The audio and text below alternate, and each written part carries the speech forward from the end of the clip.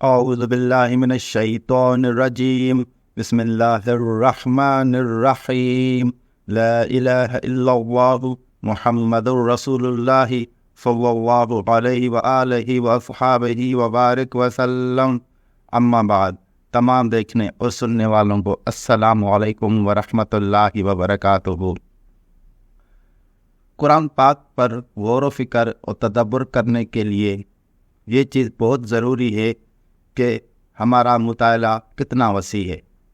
جتنا ہمارا مطالعہ قرآن پاک کے حساب سے وسیع ہوگا، ہمیں قرآن پاک کو سمجھنے میں اتنی ہی آسانی ہوگی.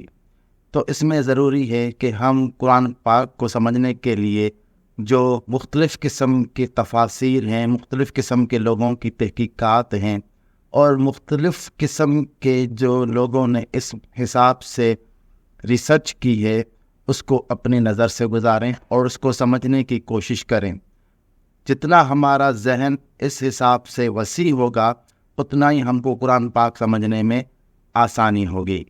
تو قرآن پاک بالکل ایک واضح کتاب مبین ہے، جس میں ہر بات وضاحت کے ساتھ بیان کر دی گئی ہے، اور اس میں ہر وہ چیز جو ضروری ہے وہ بیان کی گئی ہے.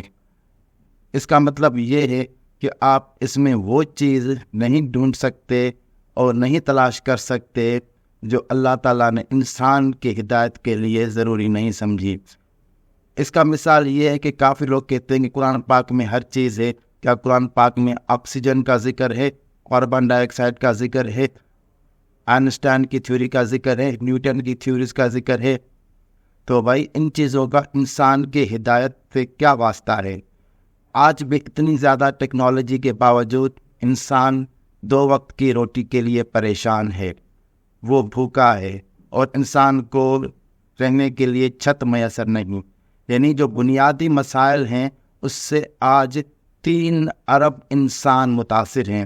جب دنیا کے 3 ارب انسان غربت کی لکیر سے نیچے کی زندگی گزار رہے ہوں، تو آپ ہم کو کیا سائنس اور ٹیکنالوجی کی باتیں بتا رہے ہیں؟ تو ان کا جو حل ہے وہ قرآن پاک نے بتایا ہے، اور یہ چیزیں ہم تب ہی سمجھ سکتے ہیں جب قرآن کریم کی ہدایت کو ہم اس کے موضوع کے حساب سے سمجھیں. طور میں اللہ پاک فرماتے ہیں وَالطُّورِ، قسم ہے طور سینا جبل کی، وَکِتَابٍ مَسْطُورٍ، اور وہ کتاب جو لکھی گئی ہے.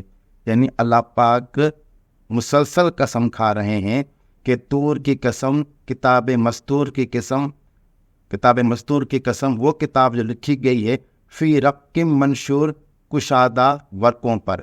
تو اس میں آپ نے دیکھا کہ اللہ پاک ہم کو بتا رہے ہیں یہ قرآن پاک وہ کتاب ہے جو لکھی گئی ہے آپ لوگوں کے سامنے فی رق منشور.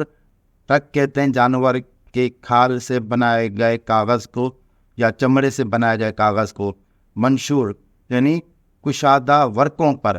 منشور پراسپیکٹس کو بھی کہتے ہیں. منشور کا مطلب شائع شدہ بھی ہے، اور منشور کا جو مطلب ہے وہ پھیلا ہوا یا کھلا ہوا بھی ہے. تو ان آیات سے اللہ پاک ہم کو یہ بتانا چاہ رہے ہیں کہ یہ جو کتاب قرآن پاک ہے یہ لکھا گیا ہے کشادہ ورقوں پر. وہ جو کشادہ ورق بنائے گئے ہیں وہ جانوروں کے چمڑے سے بنائے گئے ہیں. یعنی یہ جو قرآن پاک ہے یہ کتابی شکل میں آپ کے سامنے لکھا گیا ہے. یہی وجہ ہے جیسے قرآن پاک کی ہم سورہ بقرہ کی 2 آیت پڑھتے ہیں، اس میں اللہ پاک صاف فرما رہے ہیں ذالک الکتاب، یہ وہ کتاب ہے. وہ کتاب کس کو کہا جاتا ہے؟ کتاب بکھرے ہوئے صفحات کو نہیں کہا جاتا. کتاب اسے ہی کہا جاتا ہے جو مکمل اور منظم طریقے سے سامنے لکھا ہوا ہو.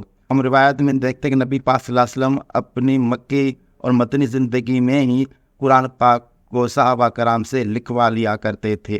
تو ان تمام باتوں سے یہ ثابت ہوتا ہے کہ قرآن پاک کی دلیل سے ثابت ہوتا ہے کہ نبی پاک صلی اللہ علیہ وسلم کے دور میں ہی مکمل کتابی شکل میں لکھا گیا، اور مکمل کتابی شکل میں لکھا ہوا موجود بھی تھا.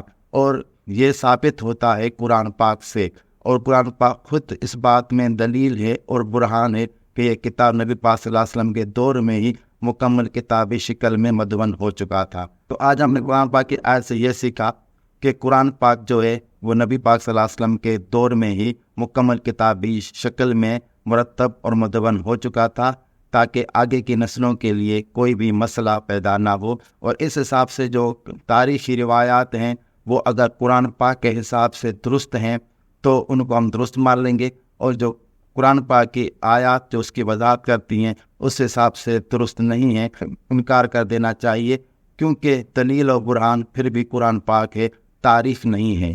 وآخر دعوانا ان الحمد للہ رب العالمین۔